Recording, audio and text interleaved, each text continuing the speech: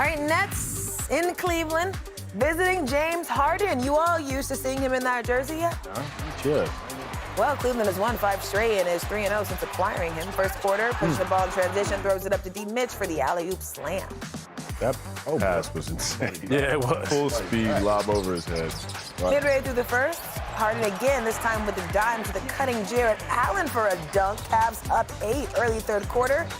James Harden, now we have seen this before.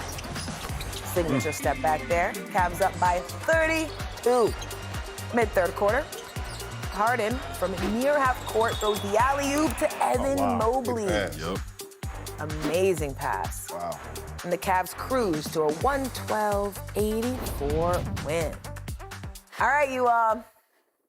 James Harden being a Cleveland Cavalier, how much does this shift conversations about what the Cavs can do in the postseason? I think it opens up their offense, obviously. I mean, James is a master at controlling an offense, getting people involved. I mean, you see it tonight, 7 guys in double figures for them. I know it's a blowout game, and I know, they've only played a few games together, maybe 4 now, since the trade, but he just does so many good things on the offensive end, and he gets people going. Like, Jarrett Allen should be so happy right now because he will give him 6 to 8 points just on easy little gimmies a night. But the question sort of still remains for Cleveland, right? Like, they still have to do it in the playoffs. They still have to be really elite defensively. But I do like their roster. I think they have a versatile enough roster that allows them. They have a what? Versatile. It's just a word I hate. I'm gonna stop using it. It's thesaurus.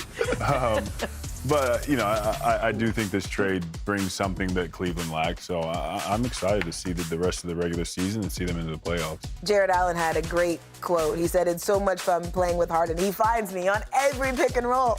Yeah. We just saw him say the same thing about Darius Garland, didn't we?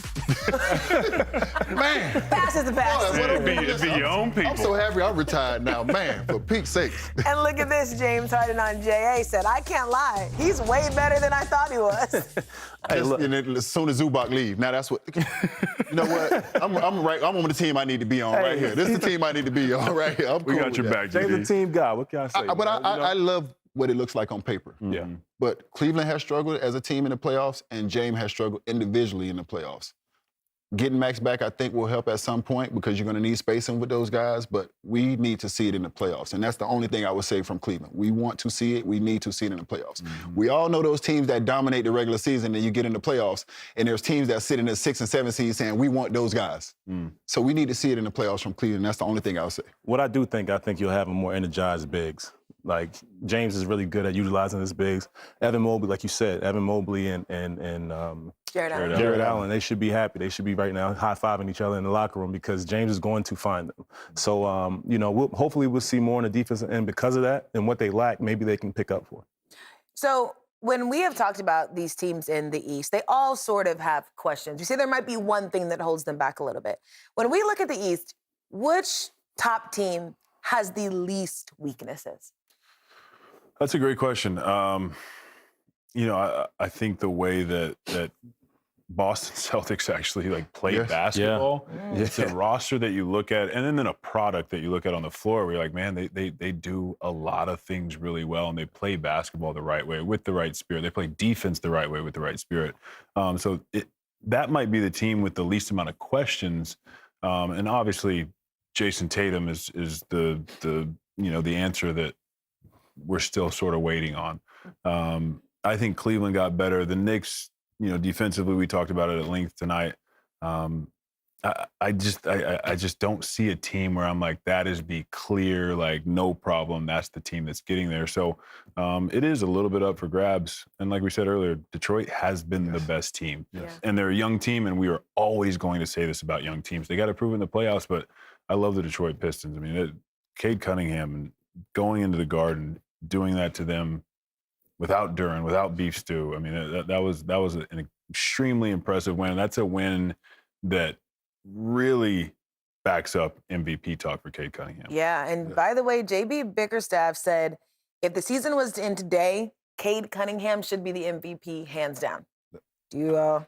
I mean, from what we seen tonight, what was handing out here, you get one. Yeah. You get. He was in his bag tonight. So from what we seen tonight, I have to agree with JB. I mean, we look at that team and we talk about who is the secondary scorer, who is the next guy they're going to go to. This guy has carried this team offensively. He has made the right plays to make his role players start in their role when he gets a chance to offensively. So, yes, right now, if you're having that conversation, we putting Cade in that conversation, but to BG's point, I love what Boston does. I just love the way they play the game. To me, the Boston Celtics have the best habits of any team in the NBA. And when you go through a long season and people start to revert back, they're going to be who they are because they've built those habits. They're not going back to anything else. They're going back to what they know and who they are. And you sort of have to say the same thing about Boston. I know they have Derek White, Peyton Pritchard, JB. They have guys that have played in the playoffs, but they are playing some younger guys and some guys that aren't used to that playoff atmosphere. So I do think you probably have to say sort of the same thing about them. But overall, they have a nucleus that is a little bit more prepared for playoff-tested battles. Yeah, I mean, I love Cade, obviously. We love Brunson, but like you guys said, Boston, they addressed their problems with getting Vooch. You know, we talked about it earlier, how they have a rebounder now. They have a guy they can throw in the post. They have a guy that can spread the floor. I think more than anybody, James is a good addition, as we see, to Cleveland. But I think the one that's most effective is Vooch because he can do so many things for them.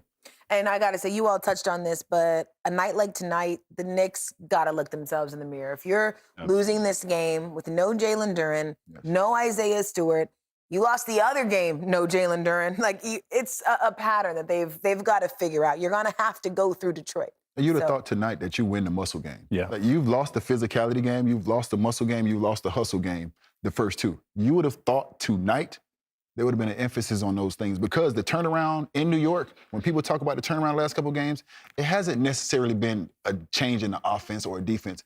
It's been the activity. It's been the effort. It's been the hustle points. It's been those things that have changed. Getting in the field room, having those honest conversations, holding guys accountable, and then going out watching it translate on the basketball court.